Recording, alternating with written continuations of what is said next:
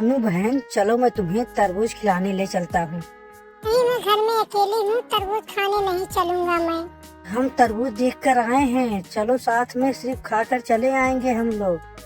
तरबूज हम खाए थे, बहुत मीठा है, तुम भी खा लोगे तो ठीक लगेगा। तुम कह रही हो तो चलो। अब रानू चिड़िया खेत में तरबूज खाने के लिए निकल जाते हैं और वहां जाने के बाद उन्हें एक तरबूज दिखाई देता है। रानू चिड़िया पहली बार तरबूज देखी थी तो बहुत खुश होती है। ये तरबूज बहुत बड़ा है, इसे खाने में मजा आएगा। अरे सच में, इसे खाने में बहुत मजा आएगा। चलो हम लोग नदी के किनारे ले चलते हैं और तरबूज को खाते हैं। तनिक भर देर मत करो, मुझे बर्दाश्त नहीं हो रहा है। तनका सब्र कर लो, चलो अभी नदी के किनारे हम लोग मिलकर खाते हैं। ठीक है, मुझे आटा तरबूज दे देना, मुझे खाकर बहुत अच्छा लगेगा, मैं पेट भर तरबूज खाऊंगा। चलो फिर नदी के किनारे। कौवा सोच में पड़ जाता है। किसी भी हालत में मुझे तरबूज को अकेले खाना है। अनु बहन ठीक है, चलो नदी के किनारे आधा आधा तरबूज बांट कर हम दोनों खा लेंगे और पेट भर खाएंगे। रानू चिड़िया और उसके दोस्त तरबूज को लेकर नदी के किनारे उड़ते हुए चले जाते हैं।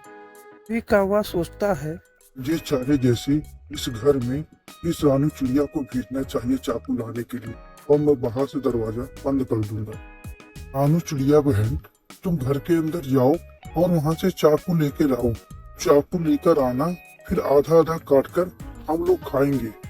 कह रहे हो बहन, मुझे इंतजार करने में मन नहीं कर, अब मैं अंदर जा रहा हूँ और चाकू लेकर आ रहा हूँ। रानू चिड़िया अंदर जाती है और आवाज लगाती है। अरे कोई है घर के अंदर? है कोई? हर कौवा बुद्धिमान था, वह बाहर से दरवाजा लॉक कर देता है। अरे कहो बहन, तूने बाहर से दरवाजा क्यों बंद कर दिया? प्लीज मुझे बाहर निकालो, प्लीज मुझे बाहर निकालो ना।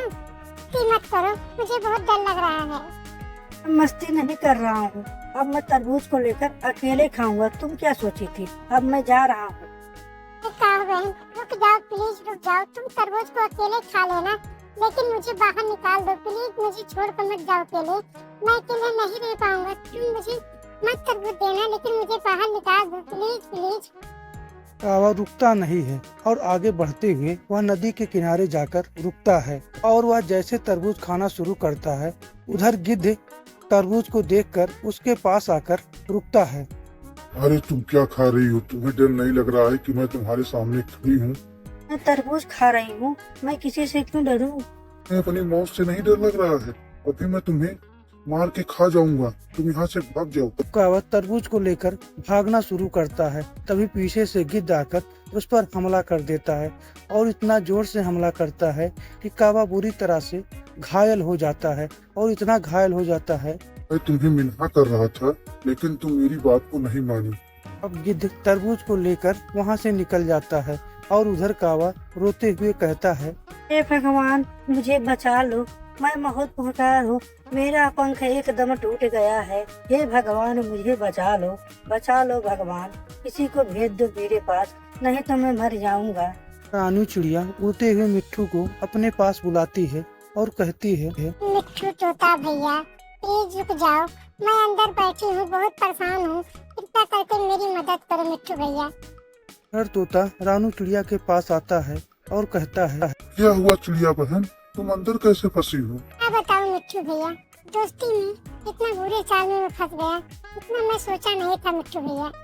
तोता उधर से दरवाजा खोलता है और खोलने के बाद रानू चिड़िया से कहता है, क्या बहन, दोस्ती जरा संभाल के किया करो, ऐसे दोस्ती नहीं चलता। क्या बताऊँ मिट्ठू भैया, मैं आपका एहसान कैसे चुकाऊं? मैं अपने दोस्त की बात कैसे तुम्हें बताऊं? अपनी बेइज्जती है, इसलिए मैं बता नहीं रहा हूँ। रानू चिड़िया घर के लिए उड़ते उड़ते हुए जा रही थी, तभी वह नदी के किनारे पहुंचती है तो वह अपने मित्र को बुरी हालत में देखकर उसके पास आकर रुकती है और कहती है, क्या हुआ कालू बहन, इतना परेशान क्यों हो? तुम्हें क्या हुआ? तू रो क्यों रही हो? क्या बताऊँ बहन, मैं तरबूज लेकर भाग रहा था, तभी वहाँ से एक गिद्ध आया, मुझे बुरी तरह कर दिया। रानू चिड़िया उड़ते उड़ते मदद के लिए एक कौवे के घर में जाती है और कहती है, प्लीज मेरी मदद करो, मेरे दोस्त को कोई मार दिया है, प्लीज मेरी मदद करो, उठो ना प्लीज, मेरी मदद करो। इतनी गहरी नींद में सोया हुआ था, तुम मुझे काहे जगा रही हो? मेरी मदद करो, मेरे दोस्त को एक गिद्ध ने मारकर घायल कर दिया है, मैं उसे उठा नहीं पा रहा हूँ। कावा मदद के लिए वह कावे के पास जाता है और उसे अपने कंधे पे बैठाकर लाकर वह अपने घर में शरण देता है और शरण देने के बाद उसे अच्छी तरह से दवा कराकर उसे ठीक कर देता है। मैं आपका एहसान कैसे भूलूं? आपने मेरी मदद की है। अब मैं एकदम स्वस्थ हो गया हूँ। अब मैं अपने घर के लिए जाना चाहता हूँ। है, अब तुम स्वस्थ हो गई हो, अब तुम जा सकती हो।